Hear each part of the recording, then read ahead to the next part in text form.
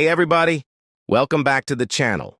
Today, we're doing something a little different. I'm still playing Gorilla Tag in the background, but I want to talk about the stuff people hate about this game. Don't get me wrong, Gorilla Tag is super fun and addicting. But there are a few things that drive players crazy, and if you've been in a few lobbies, you probably already know what I'm talking about.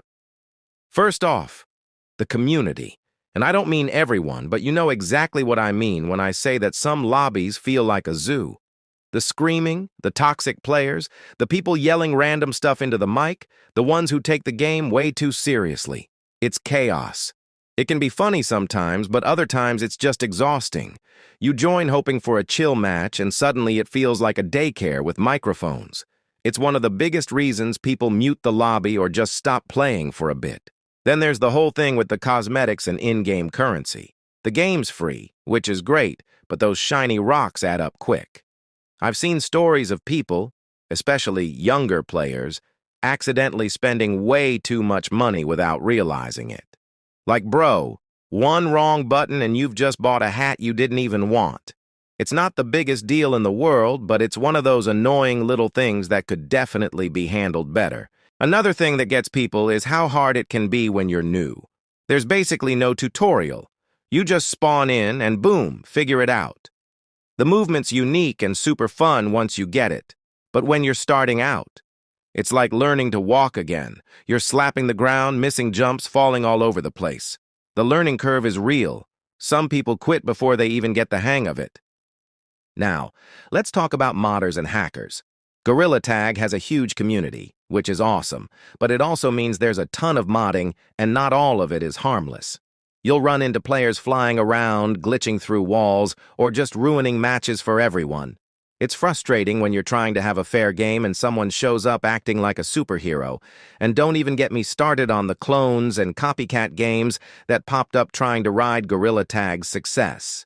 Then there's the physical side of it. Like, this game is fun, but it's also a workout. If you've played for a while, you know exactly what I mean.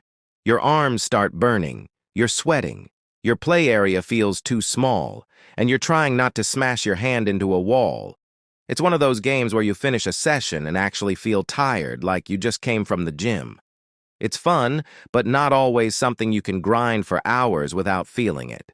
And while Gorilla Tag is super addicting, a lot of players say it can get repetitive after a while. There's not a ton of structure or goals, so once you've played for a few weeks, you start asking yourself, okay, now what? It's still fun to hang out with friends or mess around, but sometimes it needs more content or new mechanics to keep things fresh. Even simple stuff like the menu or settings could be clearer. Finding the right options, muting people, changing lobbies, it's not always obvious, especially for new players. It's small things like that that add up and make the experience a little rougher than it should be.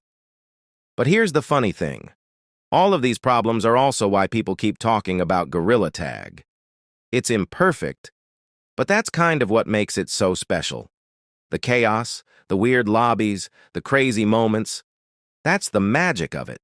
You never know what you're going to get when you join a game, and if you're making content on it, that's something you can totally use to your advantage. Talk about the wild things you've seen. Make challenges out of the frustrations. Like trying to play one peaceful match in Gorilla Tag, or surviving 10 minutes without getting yelled at. People relate to that stuff. They've all been there. So yeah, Gorilla Tag isn't perfect. It's loud, it's messy, and sometimes it'll make you want to throw your headset across the room. But it's also one of the most fun, community-driven VR games out there. And if it can fix some of these problems, tone down the toxicity, add more modes, maybe some kind of structured goals, it could be unstoppable. Anyway, that's my little rant. Let me know what things about Gorilla Tag annoy you the most, because I know there's more I didn't mention. Thanks for hanging out with me while I play, and if you made it this far, you're a real one. I'll catch you in the next video. Peace.